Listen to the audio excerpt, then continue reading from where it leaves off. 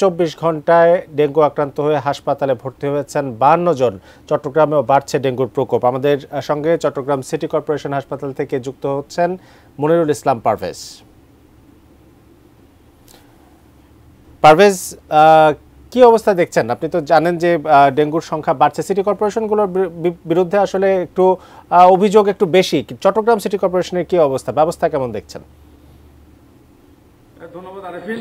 প্রথমে জানিয়ে রাখি, চট্টগ্রামে আমি অনেকগুলো জায়গায় গিয়েছি, এখন সিটি কর্পোরেশন হাসপাতালে রয়েছি।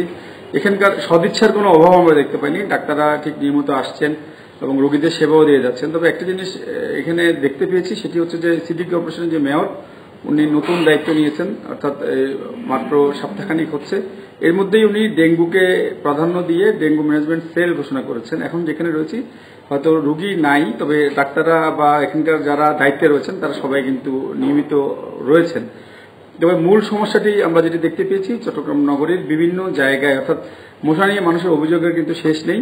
অর্থাৎ মশার যে ওষুধ দেয় সেটিতে মশা মরে না, এবং দিনের বেলা যে মশাগুলো কামড়ায়, এখানে অনেকগুলো জায়গায় বাসাবাড়িতে মানুষের যে সচেতনতা সেটির অভাব দেখতে পেয়েছি। যে এখানকার প্রচুর আমরা দেখতে পেয়েছি মশা নিয়ে যে মানুষের যে কমপ্লেন, সেটি কোনোভাবে কিন্তু শেষ হচ্ছে না। আর সবচেয়ে বড় এটি সুখবর হচ্ছে যে মেয়র যেহেতু ঘোষণা দিয়েছেন যে এখানে উনি যে ডেঙ্গু ম্যানেজমেন্ট সেলের মাধ্যমে উনি নগরীর কিছু মানুষকে সেবা দিবেন, তো সেভাবেই এগিয়ে যাচ্ছে।